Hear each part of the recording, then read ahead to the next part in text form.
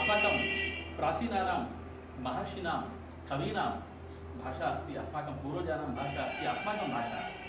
तदर्थम् अस्माभिः सर्वैः अपि संस्कृतभाषायाः अभ्यासः कर्तव्यः। संस्कृतम् अस्माकं मानवानां भाषा अस्ति। देवभाषा इत्युक्ते दैवगुणपूर्णा भाषा अस्ति, तादृशमहत्त्वपूर्णा भाषा अस्ति।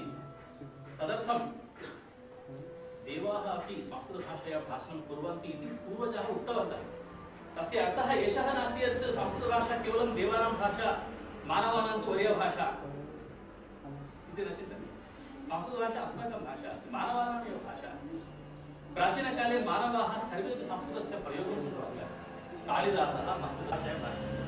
संस्कृतभाषा एकस्य वर्गस्य भाषा, ब्राह्मणानामेव भाषा अस्ति भारतदेशे। पश्यन्तु इदानीम् अस्माकम् इतिहासग्रन्थेषु बहवः पाश्चात्याः एवं लिखितवन्तः। अस्माकं दौर्भाग्यं, वयम् अस्माकम् इतिहासं न जानीमः।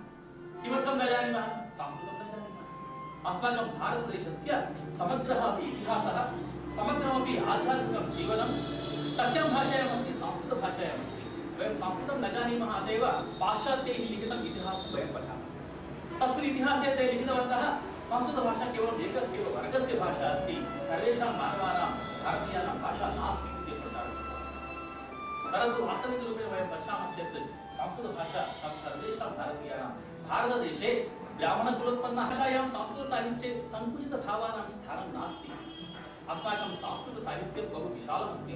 विशालैः उत्कृष्टैः उदारचरिताः जन उपकारकाः भावाः तस्यां भाषायां सन्ति, संस्कृतभाषायां सन्ति। परन्तु वयम् अज्ञानेन चिन्तयन्तः स्मः, संस्कृतभाषायां किमपि नास्ति, किमपि नास्ति। अस्माकमेव अज्ञानं, अस्माकमेव बुद्धिराहित्यम् एतत्। अद्य वयं शेक्स्पियर् विषये जानीमः, परन्तु कालिदासस्य विषये न जानीमः। अद्य वयम् अन्यस्य कस्यापि पाश्चात्य खगोलशास्त्रमस्ति, आयुर्वेदशास्त्रमस्ति, विमानशास्त्रम् अस्ति, व्याकरणशास्त्रम् अत्यन्तं तादृशम् अस्माकं गाम्भीर्यं भवति, तादृशम् अस्माकं प्राधान्यं भवति। वैशिष्ट्ये छात्राः, ये बालिकाः, सर्वे ये युवानः अस्य प्रदेशस्य सर्वे आगच्छन्तु, पुनः संस्कृतभाषायाः पुनः अभ्यासं कुर्वन्तु, अध्ययनं कुर्वन्तु। अध्ययनम् इत्युक्ते कथं? पुनः इदानीं प्रश्नः, भाषा कठिनभाषा अस्ति, कठिनभाषा अस्ति, अस्माकं दोषः वर्तते। वयं प्रयत्नं न कुर्मः। यदा भगवतः मन्दिरे वयं न गच्छामः, वयं वदामः भगवान् नास्ति, नास्ति किमर्थम् इत्युक्ते मम साहाय्यं न करोति भगवान्। भवान् कदापि